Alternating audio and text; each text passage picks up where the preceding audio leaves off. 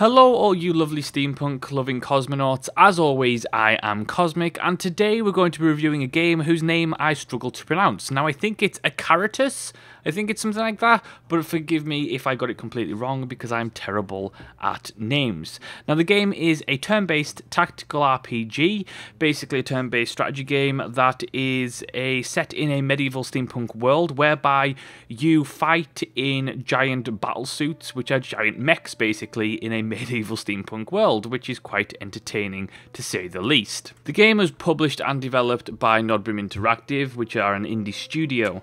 Now the game places you in a role of a little bit of a strange role, something you don't see very often. It's a very dark and, it's a medieval steampunk world, so it's pretty dark in terms of its overall tone and atmosphere. The story is fairly dark as well, there's plenty of choices and consequences, and the game places you in the role of basically an aristocratic slave owner who is betrayed by a slave, and then that slave actually has to save your life and help you escape from the king, because the king is going to kill everybody and everyone at your estate. The reason that the king is trying to kill you is because you have kept one of the battle suits, which are now outlawed across the kingdom. And that basically is the start of the game. So it's not putting you in the role of a straight up good guy or anything close to that. It's basically putting you in a character of someone who is fairly ruthless and has not been that great to anybody and everybody she has ever come across. That being said, while me talking about the story like that sounds really interesting, the execution of the story isn't really that great. I have to say that the writing was pretty subpar. There was a couple of bits that were voice acted, which I thought were fairly well done for the most part. The problem is, while the execution of the voice acting was relatively good, the underlying writing and dialogue and scripting underneath that was not good, and that really held the game back, which was a bit of a shame, especially given that it's a fairly story-driven title. Now, that's not to say that the story is absolutely abysmal, but the writing at times can be a little bit poor and a little bit cringeworthy.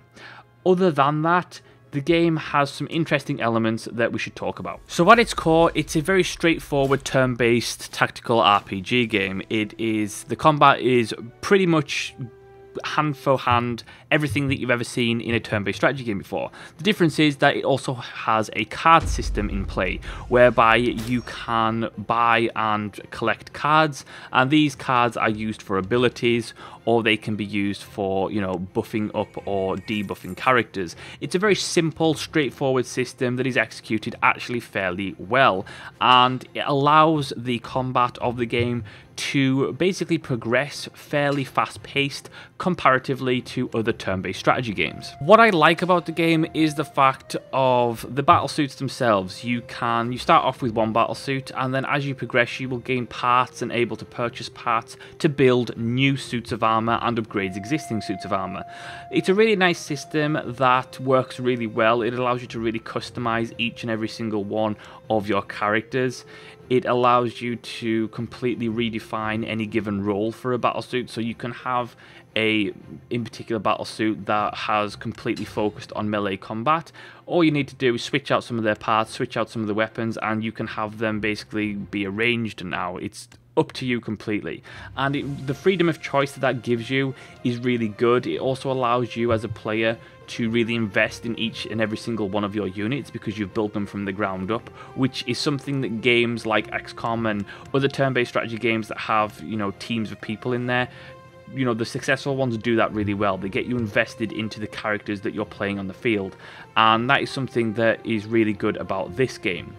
The problem is that the game does let itself down in other areas. The UI design is problematic. There are a couple of odd game design decisions here and there, particularly with, the quest system. Now, the way the quest system works is that you will have a world map where you can go around and go to various locations. There are a couple of areas that you're able to explore, and each of those basically nodes is going to be either a location or a battle map. And the problem is that some of these story missions and some of the battle maps will have certain challenges, or they will have a certain way to succeed. So for example, one mission might be to kill all the enemies, another mission might be just to get across the map and escape, another mission might be to complete 3 objectives before the time runs out, etc, etc, which certainly does add a good amount of variety to the title, but the problem is the execution does fall short at times. On top of that, you have performance issues, you have UI issues occasionally, you have some odd design decisions in terms of the flow of the title, in terms of how the system works to progress, in terms of the progression system itself. It works simply, but with the way that the world map is designed and the way that you have to accrue various resources as well as battle points, as well as skill points, and the way those menus interact is really disjointed and off-putting, and that's something that really does need worked on. What all this culminates in is a game that is good to average at best. It does what it wants to do pretty well.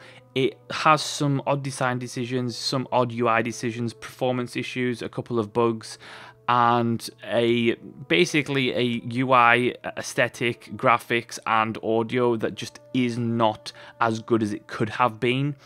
And I think that really does let the game down. It's a game for $15.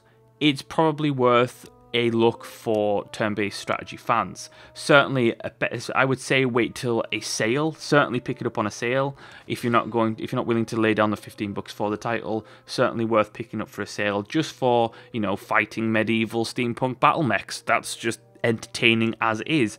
There's a good combat system in there. There's a decent story. I think the potential of the story is probably better than the story itself, that is pretty much the whole game. I think the potential of the title is better than the execution of the title, which is a real shame because it could have been something that was pretty memorable.